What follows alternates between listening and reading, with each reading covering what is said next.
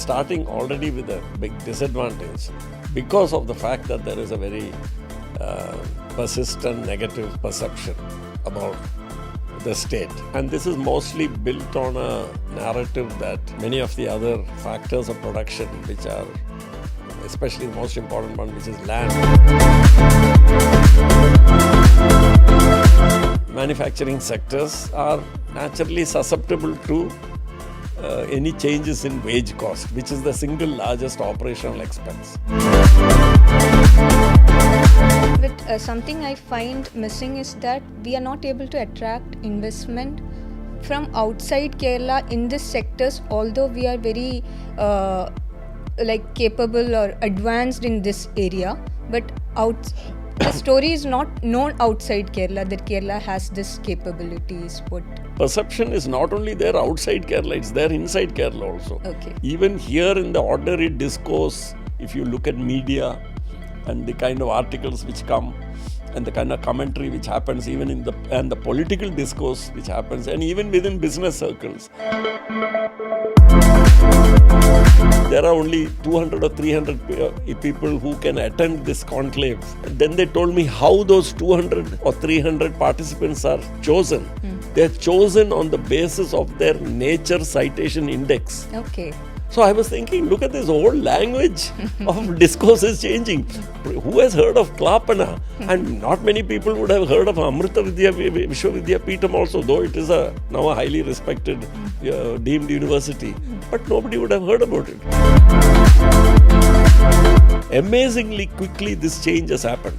So if that could happen in China, I don't see why it cannot happen in India. Yes. And we have already the base of several higher educational institutions which are internationally recognized, like the IITs and the Indian Institute of Science and some of the older legacy universities. But if you take also the new institutions like ICERs and others coming up, plus many which are coming up in the non-government sector, like the large universities like Ashoka University and Amrita Vishwavidyapeetham and all that. But research is one thing. Commercialization of this research is assumed to be very difficult in India. So how do we go from this step to that step? You also did it. Yeah. So was it hard for you?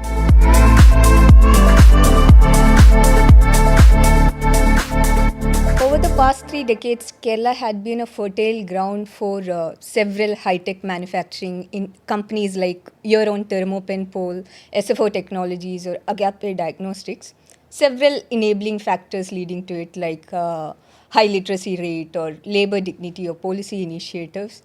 So, as a seasoned business person and as more importantly as the chairman of Kerala State Industrial Development Corporation, what do you think are the hidden strengths of Kerala's business ecosystem that mainstream media or investors usually miss?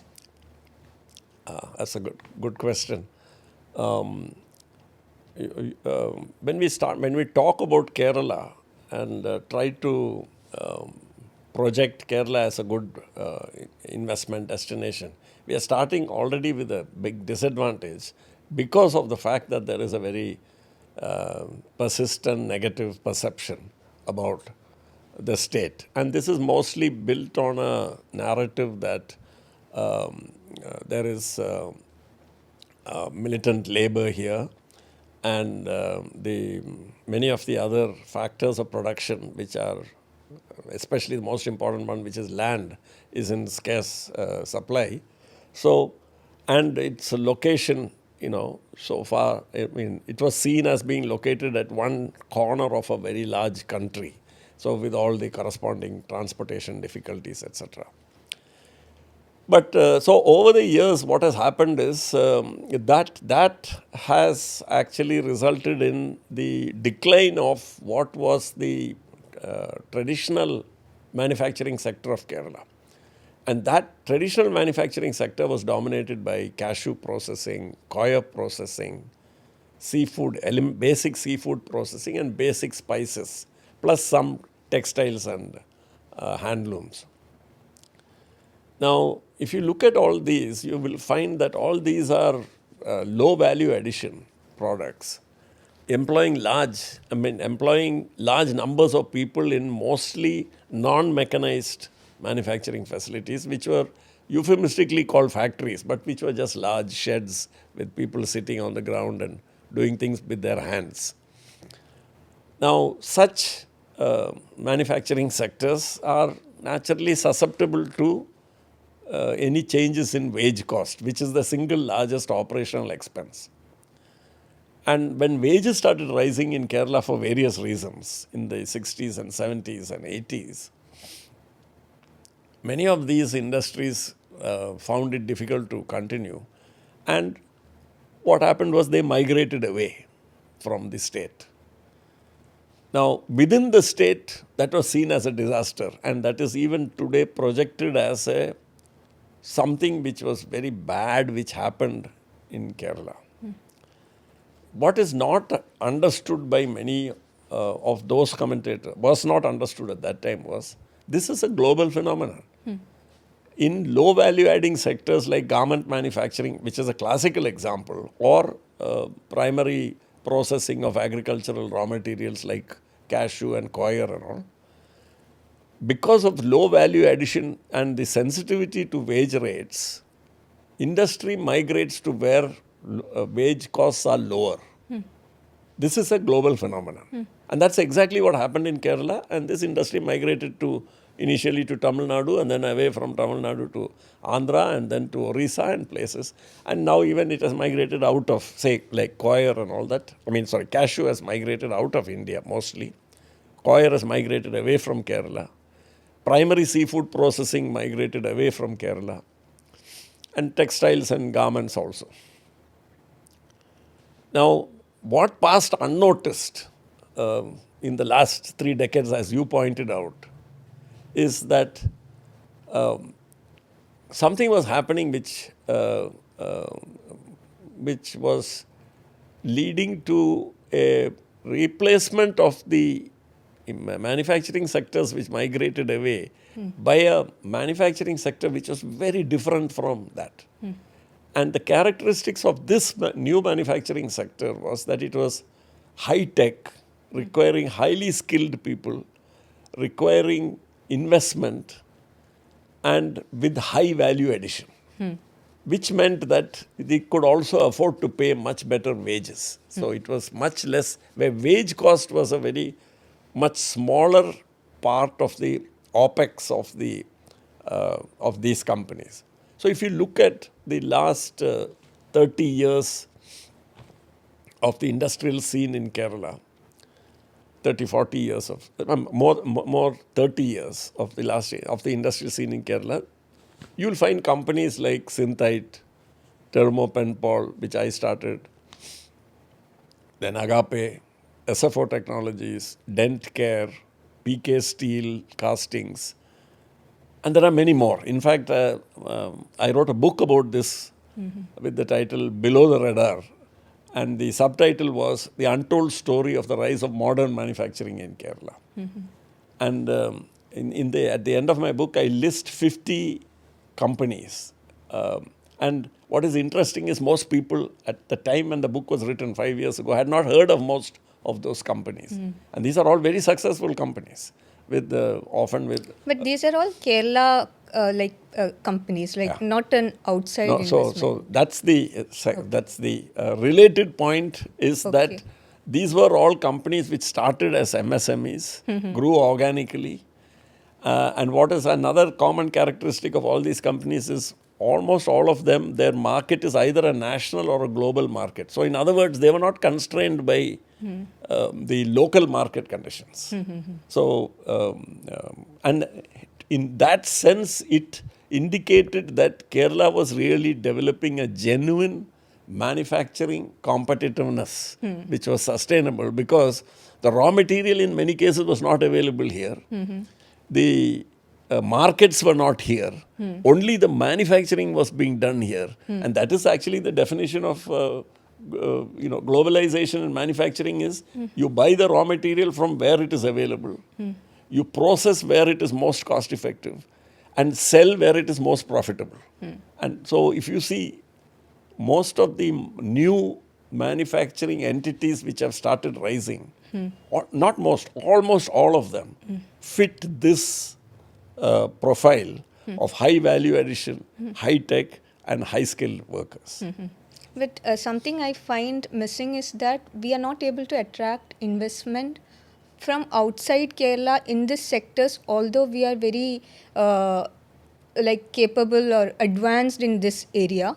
But the story is not known outside Kerala that Kerala has this capabilities. What I feel or Yeah, understand. no, so that it is that's very correct, and that perception is not only there outside Kerala; it's there inside Kerala also. Okay. Even here in the ordinary discourse, if you look at media and the kind of articles which come, and the kind of commentary which happens, even in the political discourse which happens, and even within business circles, everything is based on a some, it's almost treated as axiomatic that it is difficult to do business in Kerala.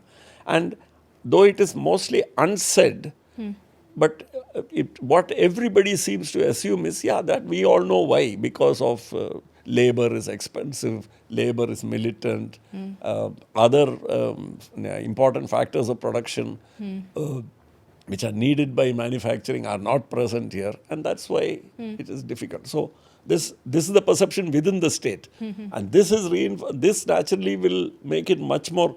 See, if you look at, when we say outside investment, mostly what we are talking about is large corporates. Yes. Because an MSME from, say, Gujarat is very unlikely to relocate to Kerala just because they heard something about Kerala. So it's not the MSMEs and that segment which migrates to where conditions are, say, propitious for manufacturing. Who comes? It is MNCs. So it is mostly, we are talking about either MNCs or large corporates within India. Yes. Now, one of the things which they are very much driven by perception, because they feel they have choices, and they actually have choices. They can go A or B. So why should they come? There must be some compelling reason. And when one of the boxes which is ticked off is militant trade unionism, the perception of that, that is straight away a no-no for many of them. So they won't even look at the rest of the the boxes which may be ticked off, because if this box is ticked off, that's a red flag. They'll say, we are not interested. So what is very interesting, therefore, is if you look at the FDI figures, Kerala has received an insignificantly small proportion of the total FDI. Say, if you take from 2000 till 2025, these last 25 years, at a time when there was strong FDI flows into India, Kerala received a very disproportionately small share, smaller than its population share. It has received. It has received hardly 1% of the total FDI. Now, so then that should have been, so this is FDI. And if you look at corporate investment, though I don't have the figures for that, I don't think the figures will be very different in terms of, it will be also a disproportionately small share of the total corporate investment into manufacturing, which has happened in these last 25 years. Somehow there is a word of mouth regarding GCC in Kerala, because that is the perception, but manufacturing is not known. No, it's not known. Like we still have people coming and setting up companies as GCCs in Kerala. Yeah. So I mean, what I was leading up to is, investment is not coming from outside, outside the state or from outside the country. It has not how come. relevant is that? Like, do we need it? No, so exactly. So my point is that would be very concerning if, because without investment you cannot have economic development, you cannot have industrial development. So let's just look at the figures. If you look at gross state domestic product figures of Kerala from the year 2000 till 2025, in the year 2000, it was about 77,000 crores. I'm taking, if you take current rupees and all that, and this is nominal JSDP. So it was 77,000 crores. it was crossed 13.5 lakh crores last year. During this period, it's interesting to see that there are almost every 6 years, GSDP has doubled.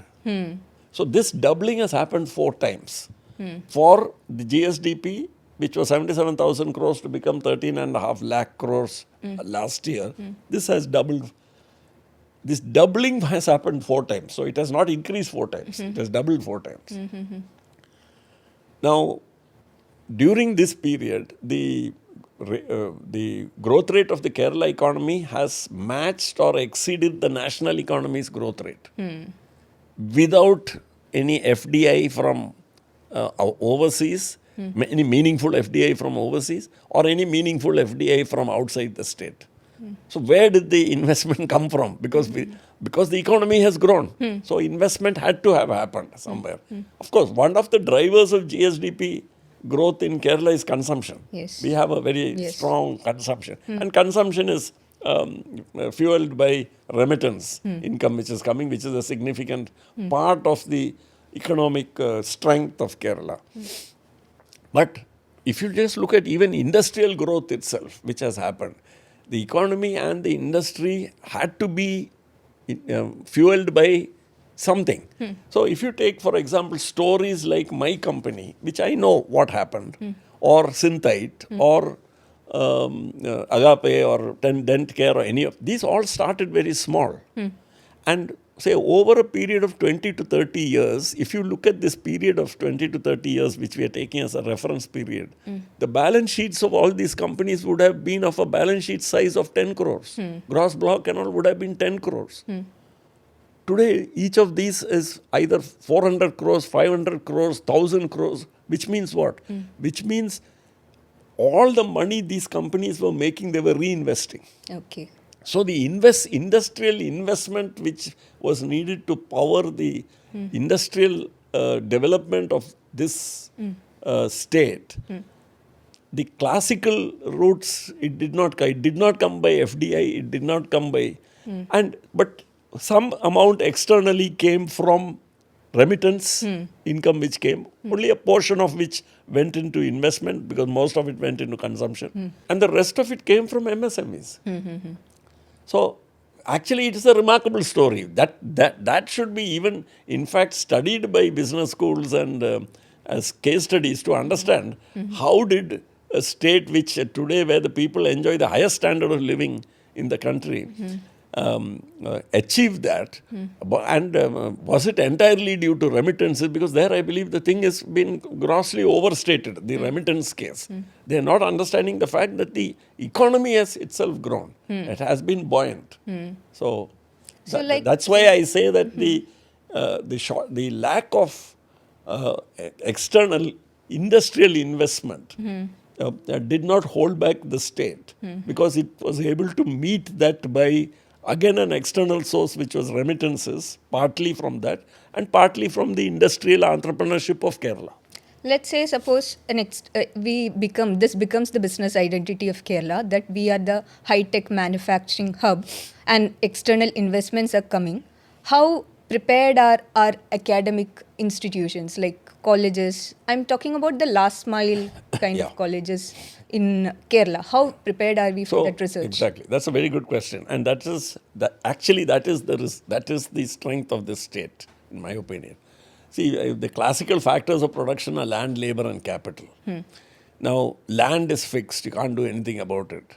Capital, in a sense, also is not within your control if it has to come from outside. So you have to attract it in. You can't. Capital doesn't grow on trees. So you got to attract it in. And attracting it in is the challenge, isn't it? Which is the factor over which you have some control? Labor. That's the factor over which you have some control. So this state alone, and that's the well-known thing, so I won't go into the details of it because people have made a meal out of it, in terms of Kerala's high HDI and all that. But this was the only state which prioritized people development, human resource development as a state, as a priority of public policy right from the beginning of the formation of the state.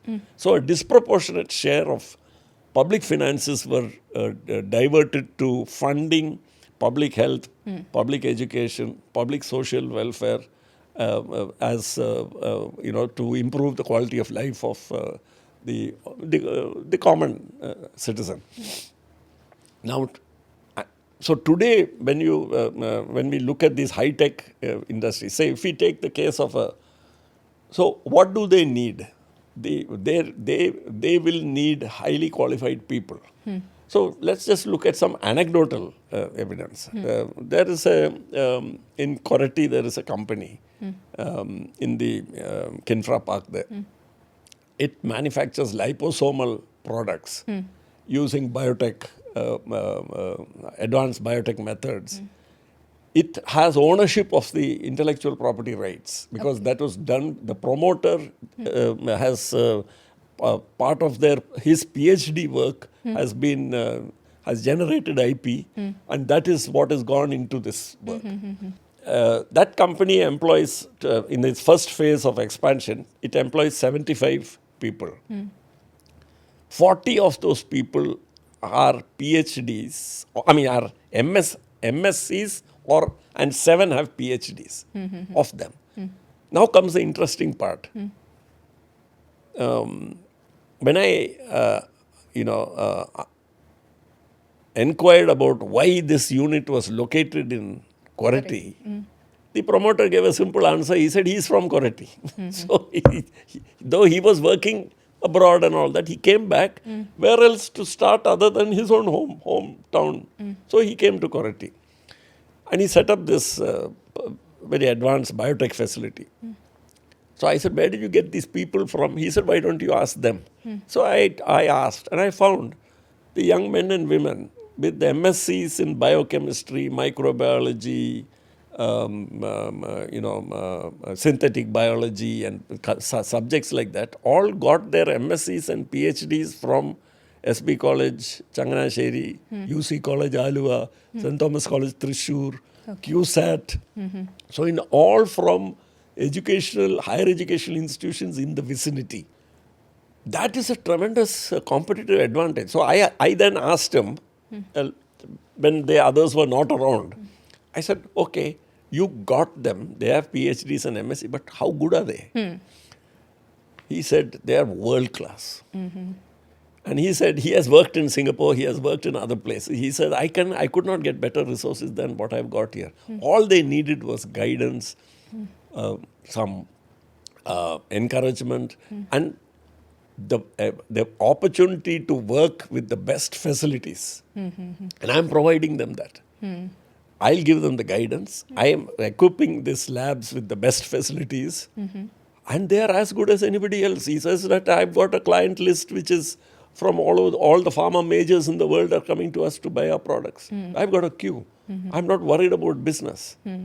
So then I thought to myself, then when I reflect, there are other companies like, this company is called Molecules Biolabs. So other companies like Molecules are coming up all in different parts of Kerala, unknown to the outside world because they keep a low profile.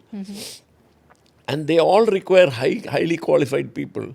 They're not interested in being even in the big cities in Kerala. They are interested in being somewhere where they are able to focus on their work. So you'll find them in places like Monipalli, or in some place like Koratti, or in a place like Piravam, and small places like this.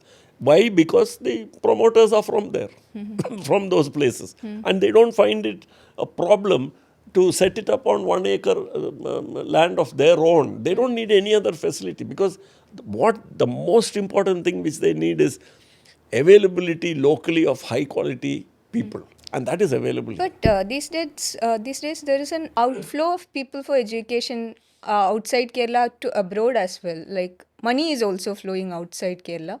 So what is that coming out of that perception? So there is, people talk, two things are there. One is they say people leaving the state for education. And second is they in the same breath they talk about a brain drain. So there is a fear that there is a brain drain happening. Now I say that actually this requires a little bit more research. how many of those who are leaving are people who are academically bright and have got admission or good ranks in the NEET exams, etc., is a big question mark. In fact, the chances are that very few of those leaving are those who got admission into the good engineering colleges or good medical colleges or good educational institutions here. And that most of those leaving are people who the primary driver out is that they can afford to go, they can afford to raise the resources, and not necessarily because they are academically very bright. They are going as part of trying to get a job, an opportunity abroad. But So, I personally know people who are like very, like some of the brightest minds of the country, researchers, students, or PhD scholars working in some of the world's best labs, and they actually want to come back. Yeah. But they do not come back because there are several factors, like, pay is not competitive, or the social structure is very rigid, or there is political interference in institutions, in funding, in research. All these factors are there. So there are people who actually wants to come back. no. So Bright people. that's a real. So you're now coming. So what all I'm saying is, today's the student migration drivers is not academic excellence, Okay. because there is no evidence that to support the view that we are losing our best people today.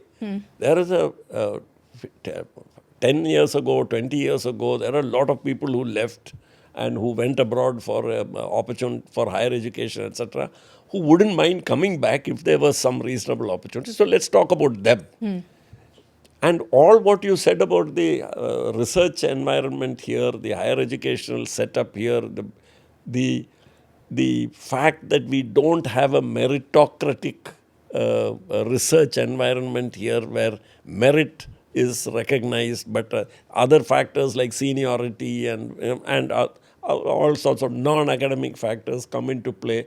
So these are all very negative features of not just Kerala, of the whole Throughout Indian India. research Yes, scene. yes, Now this must change. yes. Now the good news is I believe it is changing. Now it is changing in bits, and it's not changing as a movement, as a wave or anything, but it's changing in pieces here and there.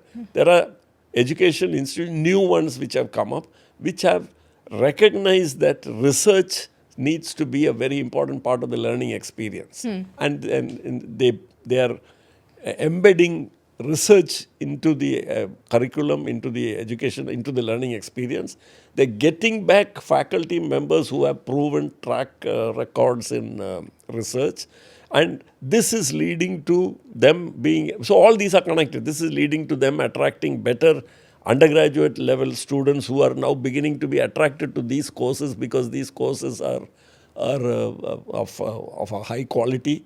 And they are not just looking at a job market, but they are looking at, after this I can do a MSc, and this I can do it in the same place or go on somewhere else.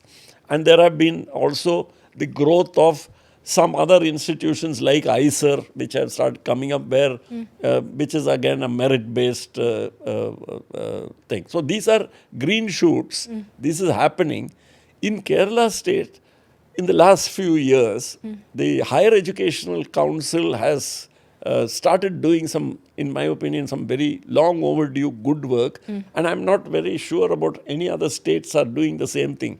One of the things which they're doing is they're prioritizing research in the as one of the main pillars of any higher educational institution must be research.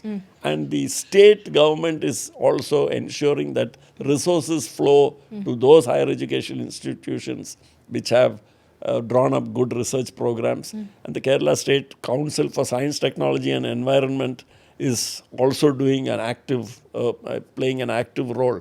And this is all reflecting in, I have myself seen, I have not seen the data, but I have myself participated in science conclaves hosted by individual institutions. And I have been amazed at the quality of discourse which is going on.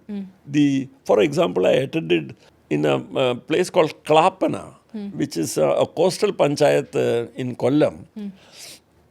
where the Amrita Vishwavidyapeetham was holding a science conclave for their 8 campuses. I didn't know that they had 8 campuses across the country. So I recently attended this a science conclave, which was held by this educational institution, Amrita Vishwavidyapeetham. And they brought together students and faculty from their 8 campuses. And I heard some numbers which blew my mind. Like they were saying that they have totally some 30,000 students across this, and they have 3,000 faculty. So which means a faculty to student ratio of 1:10. And then I asked, then I was told that there are only 200 or 300 people who can attend this conclave. So, and then they told me how those 200 or 300 participants are chosen. They are chosen on the basis of their nature citation index. Okay. So I was thinking, look at this whole language of discourse is changing. Who has heard of Klapana? And not many people would have heard of Amrita Vishwavidyapeetham also, though it is now a highly respected deemed university. But nobody would have heard about it at one time. Now, they are selecting participants for an annual science conclave on the basis of the nature citation index. And I sat through after the opening session, I sat through some of the sessions. It was not only very high quality, but very business-like. None of the usual thing of, flowery welcome speeches, nothing. Everything was going from one session to the other session like clockwork. So I'm seeing a brave new world which is sort of coming up there. So we have, like everything else, like somebody said, in India, everything and its opposite will exist in the same place, in the same space, at the same time. That's one of the peculiarities of India. And Kerala is no exception to that. So you find, while on one hand you find large public universities which are still, bedeviled by the old problems of politicization, lot of interference in the autonomous functioning, in the academic functioning of the university. Research is not prioritized, it doesn't get enough funding and things like that. So all those things need to be addressed.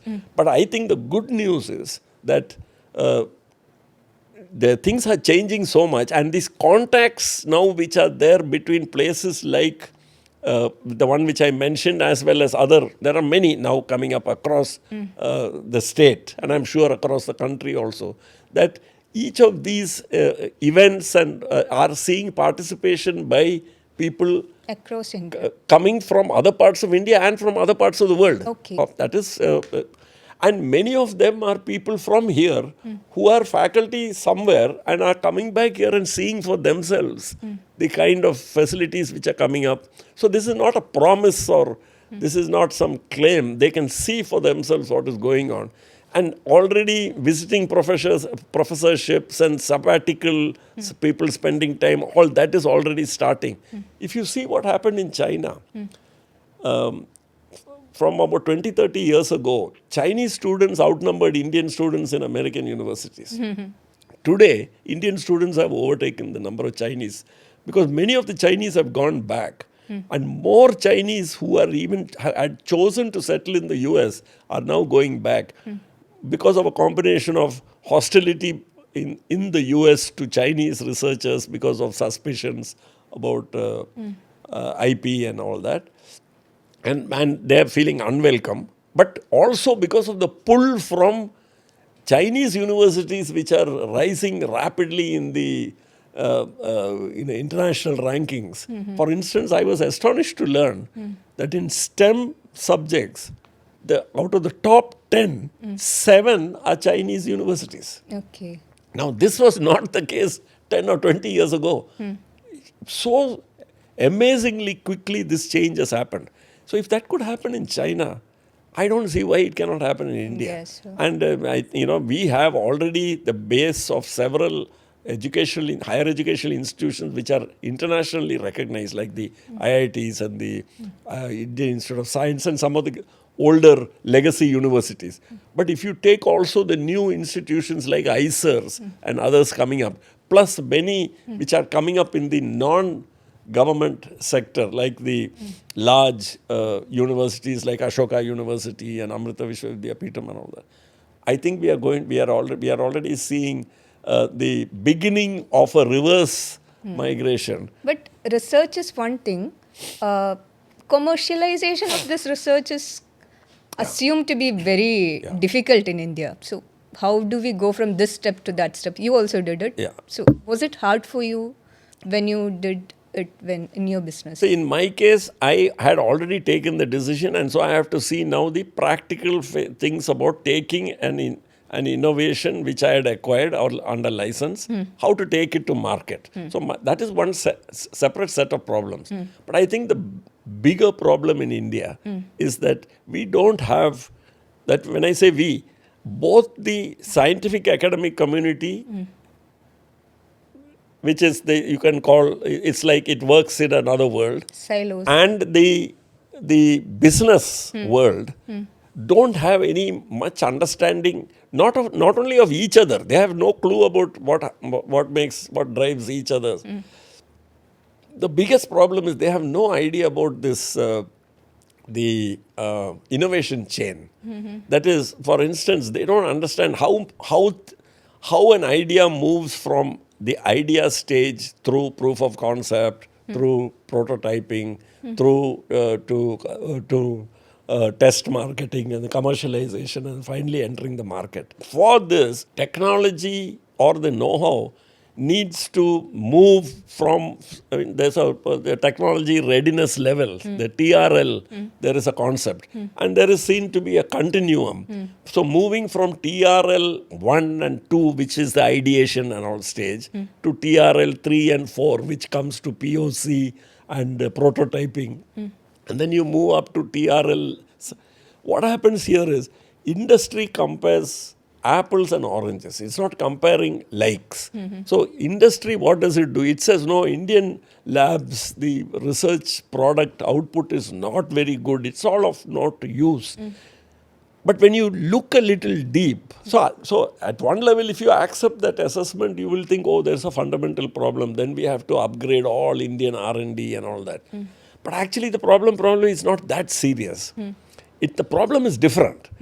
And the problem is that industry comes there expecting TRL level 7, and what it is being shown is TRL level 3. Neither the entity, that is the research institute showing this, is aware that this is only TRL level 3 and a lot of work needs to be done to take it to TRL level 7. Nor is industry aware of the fact that they are expecting something, but actually, what they are looking at is something else. So they look at something which is only TRL level 3. And they say, oh, this is not ready to go to market. This is completely unfinished. Lot more workers. So we are not interested in this. So, is there some government mechanism to bridge this gap? So the thing was, the labs never had a mechanism. In the old days, there was an organization called the National Research Development Corporation. So you had the CSIR labs, you had industry, and somewhere in between was this in this Trishanku Swargam was this entity called NRDC, which was supposed to mediate in this transfer of technology from one to the other. But other than an intention, there was no effort was made, no systems were developed, no understanding came about saying, all right, how to move from this. Is it just one movement, or are there various different stages? And where do you get the resources for moving from stage to stage? You have to move from TRL level 4 to 5 to 6. You need some trials, you need some funding. Who's going to put that funding? Because there's going to be no commercial output at each of those stages. So none of that work was done. And in fact, even today, I would say that work is still very much a work in progress. Even in Kerala? Even in Kerala, it is still a work in progress. So, the real, it is, in fact, the problems are very basic. Industry is not even, has no understanding of what is the kind of work which is going on in the research labs. And what is curious to me is the research labs are doing a lot of research with absolutely no idea about what industry wants. So, on what basis are these projects selected, research projects chosen? Who chooses the project? What is the process for choosing the process?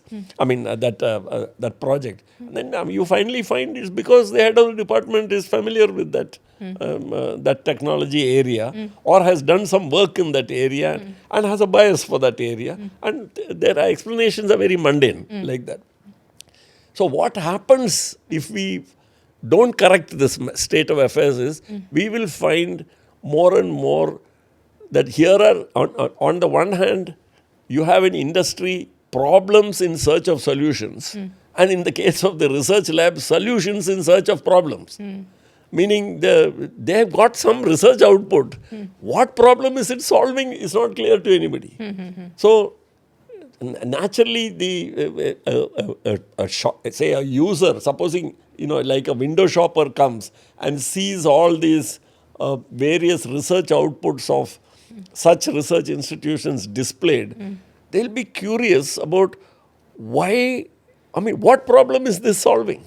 It is solving some problem, but nobody knows what that problem is because the whole thing has started the wrong way. It started because some professor thought this will make a good research paper which can be published or somebody. Nobody has thought of that this can result in a product which can go to market. That thinking was completely absent.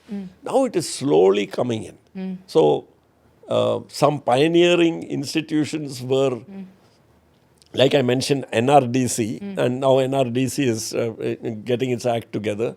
Then you had things like the National Center for Biological Sciences in Bangalore. They have an organization called CC Camp. Now, C Camp, which is something like an incubator cum accelerator, where they have a funding mechanism for funding if a project qualifies and meets the criteria which they have set down. C Camp will give the money to fund the next stage, but it will also insist on an industrial partner being now coming on board, who will then, because they want to ensure that we are not left at a loose end with something which works, but now hunting for somebody to come and take it. So I think these kind of weaknesses are now being sorted out. So if industry is still not in the scene, so if an individual aspiring entrepreneur is coming, there is no scope for them at this point. No, it is very difficult. Okay. If industry doesn't come and, like an individual entrepreneur comes in like I did many years ago, that was sheer, I think, good luck that my project succeeded against all the odds. So I wouldn't say I wouldn't recommend that path for anybody. But now I think you have better environment, because now some risk capital instruments have started have become available. From the time when I started, when there was no venture capital, no private equity, nothing of the kind available. And in fact, around the time I started was when the first venture capital fund, ICICI Venture, was set up in India. And they were feeling their way. They had also no idea about how to go about it. To the situation today is very different. There are a large number of not only VC and PE funding available, but even they are not the answer for this early stage funding, because they are also very risk averse. They want something that is established. They want, they are already thinking about valuations and exits and things like that. So they are hardly going to have much patience for a know-how which has reached POC, proof of concept stage, but now needs to make the next step, and you're entering what's called the sort of valley of death phase. Those phases to fund it, we still don't have very robust mechanisms. For that, the only solution, Aparna, in my opinion, is industry has to be involved from an early stage itself. Interesting. Because if industry gets involved, if the potential client industry gets involved, say, ideally it should be involved from the problem definition stage. Then they have every interest to see that it goes through all stages. They may take a call at some stage saying, okay, it doesn't look like it's working, so let's call it off. But that will be a joint decision which they will take. But they will have, since they have skin in the game, it's more likely to work than rather than take the project to a certain stage and then go looking for a buyer or an investor. That's not a way I would recommend. In fact, that is a perversity of the whole process of innovation. That's not how innovation happens. Innovation must always be trying to find a solution to a really important problem. And it's only those who are facing the problem who know where the shoe pinches, and who know how much it is, where the pain points and all are. So they should be involved with the researchers. How different is this from social entrepreneurship? Now, through your trust, you are supporting social entrepreneurs as well. So, how different is this commercial entrepreneurship from the social entrepreneurship that we have today? So that's a very, very interesting question, and very, in my opinion, a very important question also. Social entrepreneurship is needed in a variety of domains, and it's so vast that you say you need social entrepreneurship in healthcare. You need, because where in terms of improving access and making it more inclusive and more available and things like that, or even public services, you need social entrepreneurship in making it available there. So in every case, the line between, say, social entrepreneurship and for-profit is very fine. It's not a very clearly defined. And I find it is not so much of, there are no hard and fast things saying this is social entrepreneurship and this is for-profit. It's Shouldn't all entrepreneurs be social entrepreneurs? Actually, ultimately, all genuine entrepreneurs are social entrepreneurs. They happen to be making money, that's all. But they will be social entrepreneurs because they will be very much involved with the local community. They will be involved with the environment. They will be very protective of the environment. All those things are, in my opinion, see, when you say today, people say like a badge of honor, they say mine is a fully compliant business. What do they mean? They say we are complying with all the laws, that's all. Where you have no choice, you have to comply with the law. Just like that, there are entrepreneurs who, even if there was, long before CSR was being spoken about, they were already investing in the community. No compulsion. They were not getting any brownie points because of that. Because that's who they are. So my point here is, it's not so much what you do, but why you are doing it, which defines the social. But will that lead to more problems for them in doing business when they start something?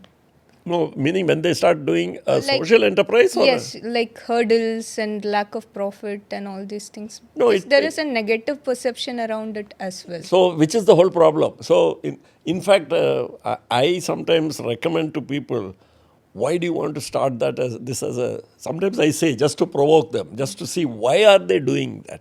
I ask them, why do you want to do a Section 8 company? Why not make it an ordinary private limited company? Then they will, many of them are hard pressed to find out why. So I say, because why do you want to, see, you choose not to take the profits and go and buy a fancy car for yourself, that's your choice. But or you choose to plow the profit back into that rural community and build the next series of livelihoods, that's your choice. Why do you want to label yourself as this and attract a lot of unnecessary regulatory attention and all these kind of things for dubious benefits, So I think we are moving towards a situation I already see where the lines are already blurred, where many enterprises are just going about their work, not bothering to label themselves as social enterprises, but actually what they are really doing is they are more social enterprises than for-profit enterprises.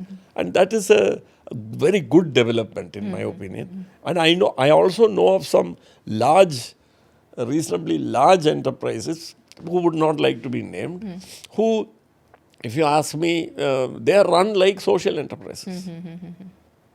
So now coming to Like over the years, you have had so much experience, and as the chairman of Federal Bank, also you got to see the economic diversity in India.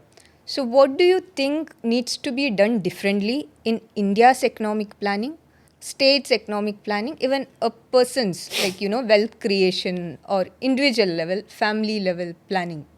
Do you have any uh, suggestions or? Oh, that's a very big question. But, I think the attitudes towards business, attitude towards profit and all that is changing across the country. And not for the reasons which there are some others who look approvingly saying that, profit is not a dirty word now and things like that. What they're trying to justify. But that logic, if you look at it, that's opening the door to now India producing the third highest number of billionaires in the world, which I don't think is a great idea. Personally, I don't think that was that is either good for the country or for society. I don't think so, because it only shows that more and more of the value added is being appropriated by a smaller and smaller section of society. So that's a very important political question in terms of regulation and how to curb these monopolies and things like that. So society, I think, is changing, because the world is changing around outside. My generation and your generation, there are big differences. And now the people who are in high school now and who will be entering the labor market soon, their thinking is also so different. The expectations are so different. And then there are all these nameless fears about what's going to happen to work and what's going to happen to jobs with the AI and all coming. So coming back to this, we need a business-friendly environment because we need to create millions of jobs. Our big problem in our country and in our state is we are not creating enough jobs. So we need to help create an environment where there are a large number of jobs created. Now, this is not something where you can approach things, in my opinion, very directly. This kind of a thing that you do this. So this, what I would call, say, a picking winners approach. You try and say, all right, let's focus on this sector. Let's focus on these companies. We direct all our resources towards them, and they will become the champions of the future. It doesn't happen like that. I would suggest an approach which is more something like climate control. Sense that it's like agriculture, in the sense that how do you do farming? You first turn the soil, and then you apply the thing, you see that it becomes a friendly, hospitable, when you say fertile soil, it means it's ready for the regenerative activity. And then you throw in the seeds and all that, and the seeds germinate and things happen. So we must, our job, I think, the job of government and community and society and all is something like climate control. We must create the conditions where enterprise, innovation, creativity and all will thrive.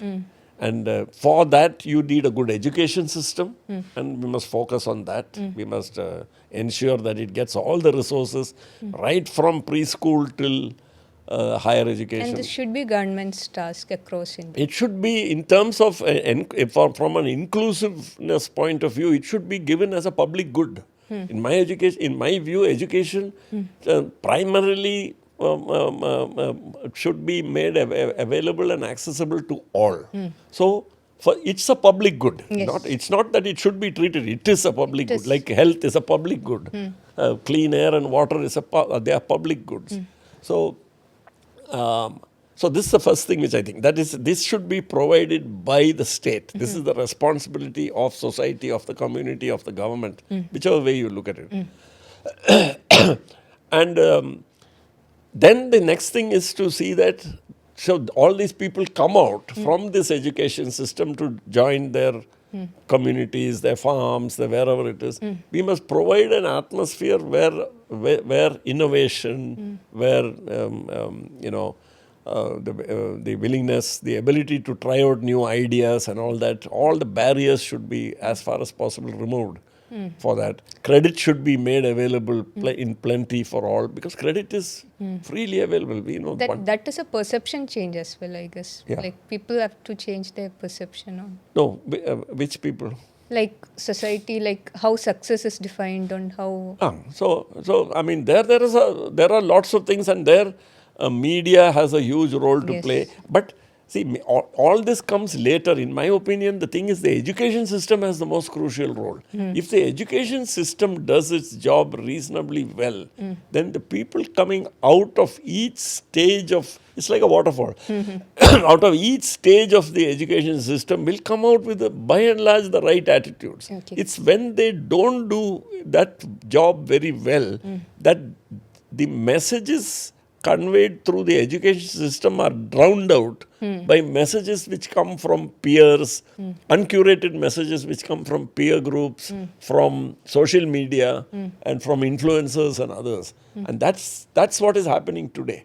So I think we need the only protection against that, because I'm not for having more rules and laws and draconian things, banning this and banning that. You can't do that. You can't ban bad behavior. That's like, you can't ban human nature.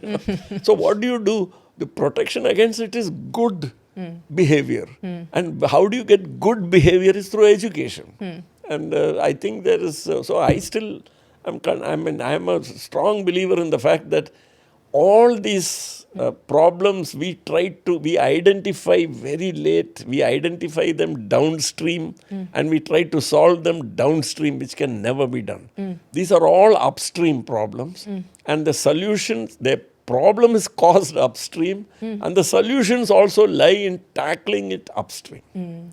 Education definitely is one of the like primary aspect to it, but I was also coming at, should we as an economy, India as an economy, do something differently? You are coming from a very vast experience and vast experience background as a business person, as an IAS officer, as being the chairman of Federal Bank.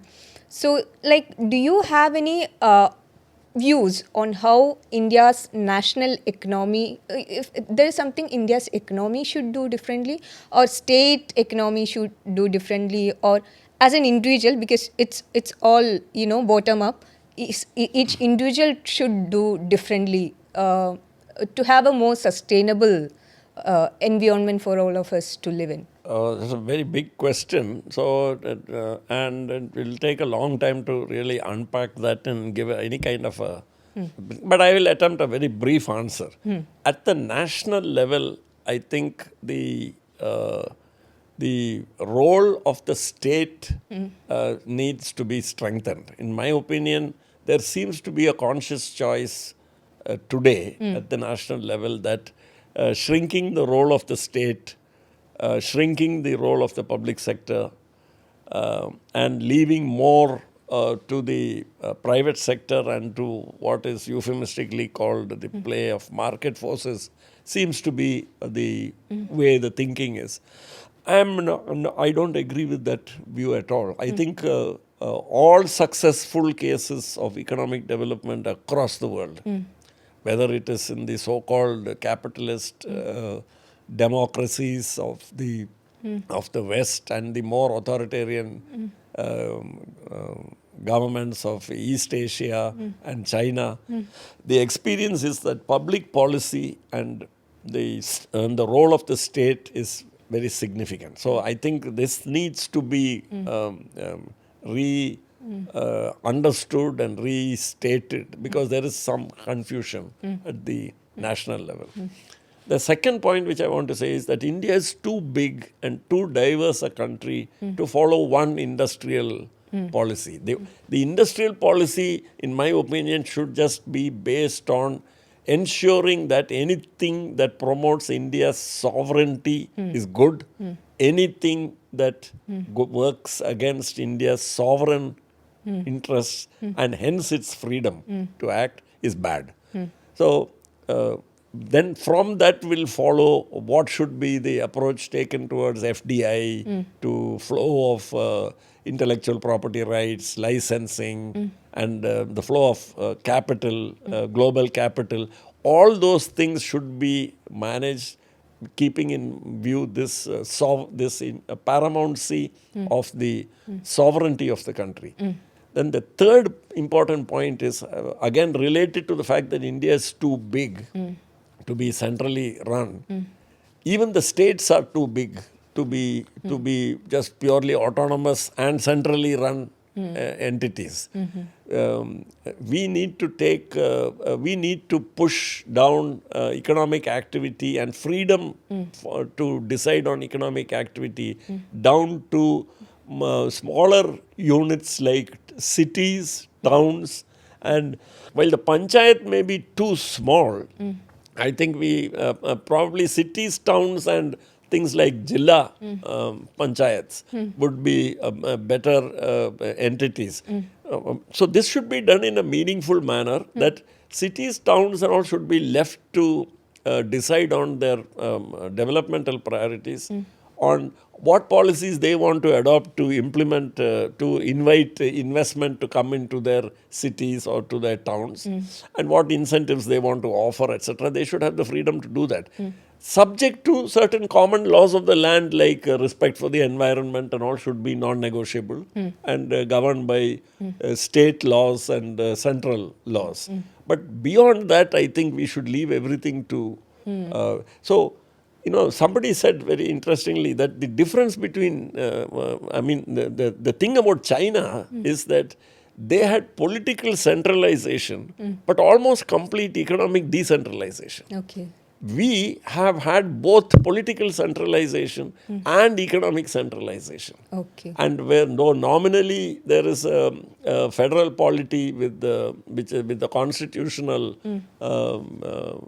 rule of the constitution showing the separation of powers, but effectively speaking, all the powers are with the central government. So this is the broad sort of paradigm which I think should govern what economic. And if these are done, in my opinion, the natural genius and enterprise of people everywhere will start expressing itself, and it will find its way out. Okay. So I think it's not a question of now those old binaries of capitalism versus socialism. That's not the role. That's not at all the thing. What is needed is an understanding is that you need the state. You cannot do anything without the state. Even private property finally has to be protected and guaranteed by somebody, and that somebody is the state. And so I think we should not go down that libertarian route and take very extreme views about individual liberties and all that. We should start again bringing the community and society and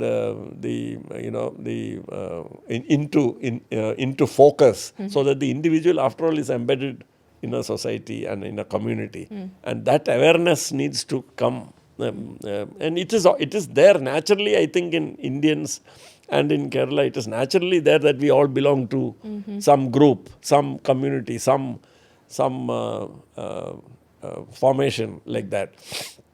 But we tend to fall for this narrative that we are all individuals, making our way through life, and everything is defined purely from a very private, personal point of view. So I think with this kind of some rules and government playing a kind of a rule maker and rule enforcer kind of role, and then leave the rest to the people to decide, to the local to the people and their choices through local bodies and all. I think that's the best economic model to follow.